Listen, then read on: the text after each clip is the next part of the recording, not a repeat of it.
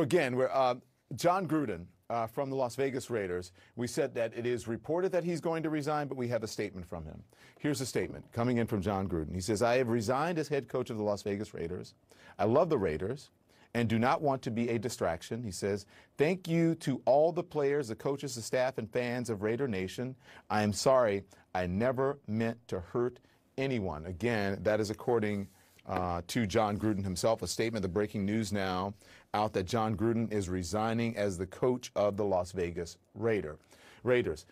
And other things about these emails, he admits to using a racial trope in a 2011 email describing NFLPA Executive Director DeMaurice Smith. He says he apologized to Smith, claims he's not a racist, joked about an NFL owner performing oral sex on him.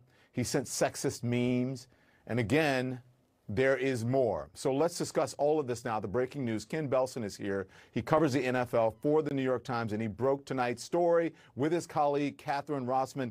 Ken, I'm so grateful that you're here for this breaking news. We appreciate it. We have the statement in from the coach now. What's your response to his statement? What do you have to say? Well, not surprising. He knew that these emails were out there. The NFL had found these emails in an investigation it did on the Washington team and forwarded them to the Raiders last week. Only one came out about DeMaurice Smith on Friday, so he knew it was a matter of time before these would surface somehow. I suspect he hoped they never would, but they did.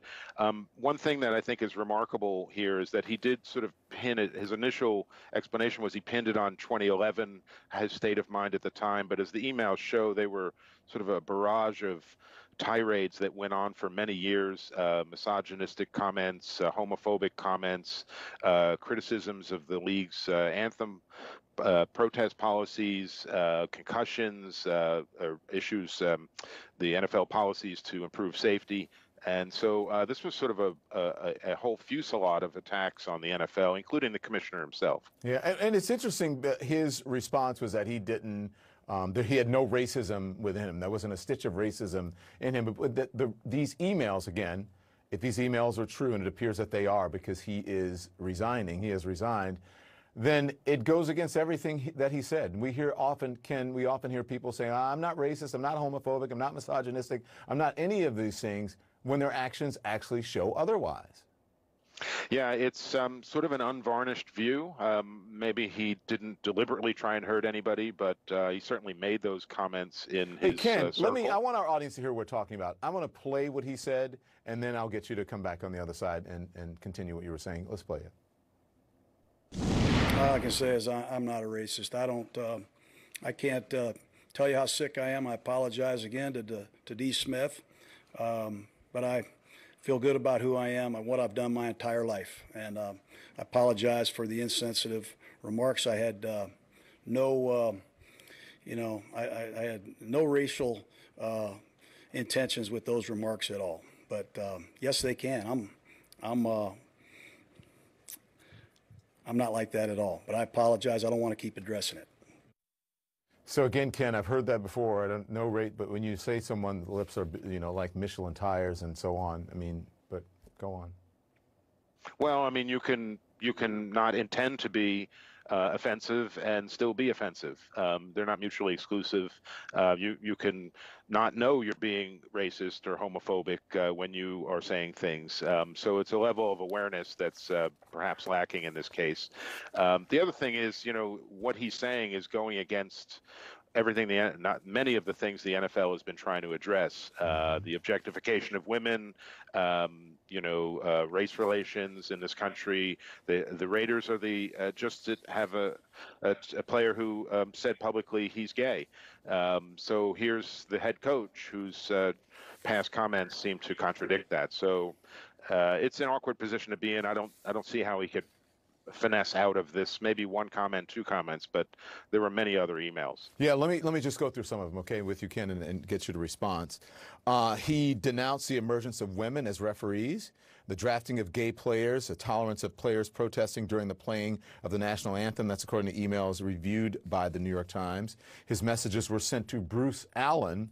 Bruce Allen was the former president of the Washington football team and others while he was this is when he was working for ESPN as a color analyst for Monday Night Football. He also said that Roger Goodell, he said Roger Goodell a faggot and a clueless anti-football pussy, and said that Goodell should not have pressured Jeff Fisher, the then coach of the Rams, to draft queers, a reference to Michael Sam, a gay player chosen by the team in 2014. Again, that doesn't sound like someone who's not racist or homophobic or misogynistic. Either that or he's doesn't know the definition of it, I suppose. Yeah, it's an awkward position to be in. I don't know.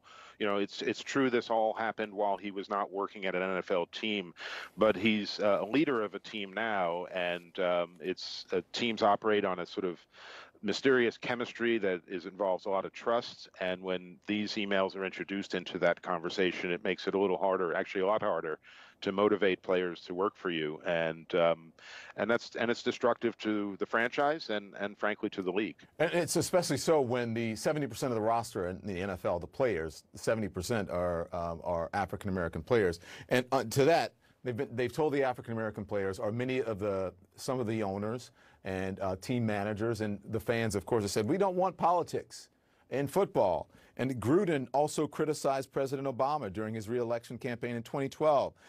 And then Vice President Joe Biden called him a nervous, clueless pussy. He said similar words to describe Goodell and DeMaurice Smith, the executive director of the NFL Players Association.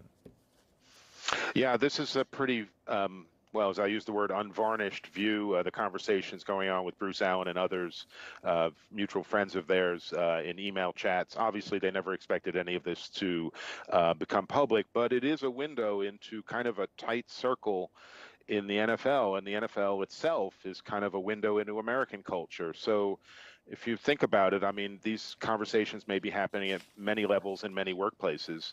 It just so happens this is the biggest sports league in America. Yeah. Let me ask you, so Allen, Bruce Allen's email, they have not been, because it said that Allen actually initiated some of the conversations and then Gruden weighed in on them. Why not Allen's emails and what he might have been initiating? Is it because Allen is not under an investigation here? What's going on with that?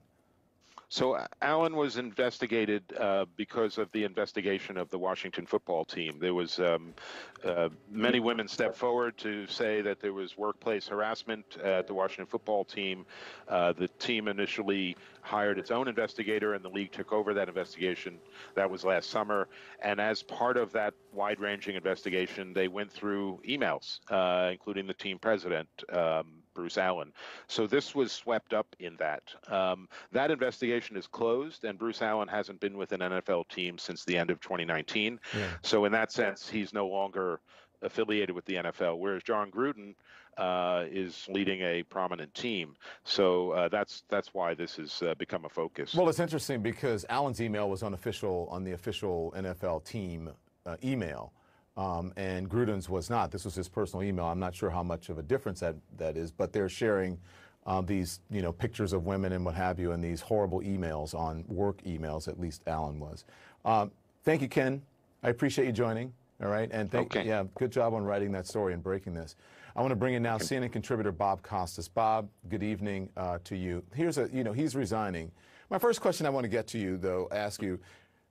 Some of the players who he offended, Jon Gruden, actually stood by him. I wonder how those players feel now after all of this other trove of emails have been uncovered. Yeah, I guess the first, which was the insulting comment about DeMaurice Smith with obvious racial implications, maybe some players who know Gruden in a different context and in a different way were inclined to give him the benefit of the doubt, say that was 10 years ago, he was trying to be funny, it was awkward, whatever, however they want to rationalize it. But I think it's important in any of these situations that come up now where we look for a pattern of behavior rather than something that might have been a mistake or might have been out of context or might have been unintended and is wholly inconsistent with the person's body of work or everything we know about that person. This is a pattern of retrograde notions, not confined to race, not confined to sexual orientation. All of that is in there. Retrograde notions about the nature of football. All of it obviously reaches critical mass very quickly to the point where either Gruden decided himself that there's no way out of this and has to resign, or he was pressured to resign. But the key difference here, Don, is we're not talking about a one-off situation, right, or one thing that happened 10 years ago, 30 years ago, happened in the past to someone who's dead, and now we're trying to cancel that person and disregarding the context of their time and of their entire life and existence. This is a pattern of behavior, apparently. I defer to Ken Belson. He has reported the story, and quite honestly, I've been watching a lot of baseball tonight, and I'm trying to play catch-up, so I don't want to venture into an area where I'm not on firm ground. But from what I've been able to determine and what I've heard on your show and what I've read in Ken's piece in the New York Times, there's a lot here, and it can't be rationalized. Yeah. Listen, I saw the apology last night as I was watching the game, and yesterday Gruden told the world that he doesn't have, and the exact quote is, Bob, an ounce of racism in him. But I just want I want to read part of what DeMaurice Smith said on Twitter today.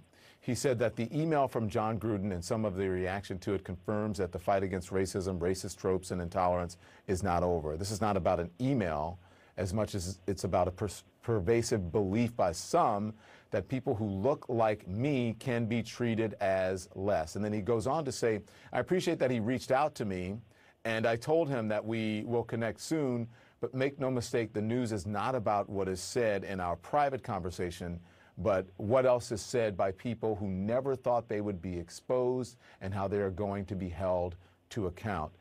That is a very powerful and true statement. At least it rings true for me. Your reaction, Bob? I think it's very reasoned. I know DeMaurice Smith fairly well. I like him and I respect him. I think what he said was thoughtful. It's important, even as we rightly condemn statements like this, that a couple of words that matter in DeMaurice Smith's statement, by some, not by everybody. I've had this conversation with you before, Don. No one's trying to soft pedal the existence of things like this or say, oh, that's just an aberration, that's one in a million. We know that these attitudes exist, even if they're whispered behind closed doors because they're not socially acceptable anymore. We know that these attitudes exist, and they've been fired up and affirmed by some quarters of the internet, by some people in our politics, where people feel emboldened. That's not necessarily true of Jon Gruden. It's a whole witch's brew of stuff that's out there, but at the same time, it isn't just members of marginalized groups who are offended by this. I'd like to believe that it's the majority of white Americans who do not feel this way and do not want this to be the tone of our sports or of our culture. I like that DeMaurice said by some. Now, we can guess as to what some means, 10%, 20%, I don't know. But it sure as hell isn't everybody, and I sure as hell hope it isn't the majority. Listen, but sports, especially football, I mean, that runs deep in our culture. You're, someone from the SEC, from down south, LSU. I mean, we grow people, right, and we groom people to become college and NFL football players there. It is a whole culture. And so it is, I mean, this runs deep in the culture, and it is reflective, I think, in many ways of what's happening in our culture and in our politics. I mean, listen, I just want to play this. We don't have to play sound up, but I just want to put this up and ask Bob a question here. This is the NFL players, this video that they put out. I'll just run the video. But they put out this video, and you saw what happened in the league, over the past, 3 years or so on, Colin Kaepernick and so on. What does this say about the culture and the time that we're in? Players are starting to feel empowered and some autonomy, and then you have this. Does this show that the players are right to be doing what they were doing or are doing now? Well, they're right to be concerned. We can certainly talk about how typical this is and how far-reaching it is, but it exists, and it needs to be confronted and called out and eliminated where it exists. We're not talking about normal political differences. There are reasonable political differences across the spectrum. But when it comes to bigotry or feelings toward people that just have no compassion and have no enlightenment connected to them, I would think that all reasonable people can say, yeah, we don't want this to be part of the culture. We don't want this to be part of our discussions and part of what surrounds the games that we follow and the teams that we care about. And as I said earlier, it's one thing to say, hey, a guy made a mistake, a slip of the tongue, or he reformed his attitudes, or he raised his consciousness, and we're not going to hold him to account for one thing that happened 10 years ago. But if there's a pattern of behavior, that's a different thing. Yeah. And, of course, you know, as a fan, the majority of players on SEC teams and the overwhelming majority of players in the NFL are African American. Right. So even if you say, starting today, I've learned my lesson, and going forward I'll never do this, how do you win the trust of the people in that locker room? Yeah. You're their leader. How do you win their trust? Yeah. And it isn't just the black players. The majority of white players regard the black players, and the black players regard the white players as their brothers in arms, their teammates. You see the way these people feel about each other, players in every sport. Whatever their background and cultural differences may be, when they come together as a team, they begin to see each other as teammates and also as individuals, not as representatives of a group, but as individuals. And they create bonds of affection and connection and respect. You can't have someone at the top of that organization that doesn't reflect those values. Yeah, I wonder, the fallout from this remains to be seen, and we're going to watch it play out live. Thank you. The legendary Bob Costas joining us now. Thank you, Don. Here's our breaking news. The head coach of the Las Vegas Raiders, Jon Gruden, resigning tonight in a statement saying, I have resigned as head coach of the Las Vegas Raiders. I love the Raiders and do not want to be a distraction. Thank you to all the players, coaches, staff, and fans of Raider Nation. I'm sorry. I never meant to hurt anyone. Jon Gruden. The lasting ramifications of this, what happens next as it comes to NFL and professional sports in general. Also tonight on this program, who is afraid of the former president? Apparently most elected Republicans, and it's putting our democracy in peril. That is next.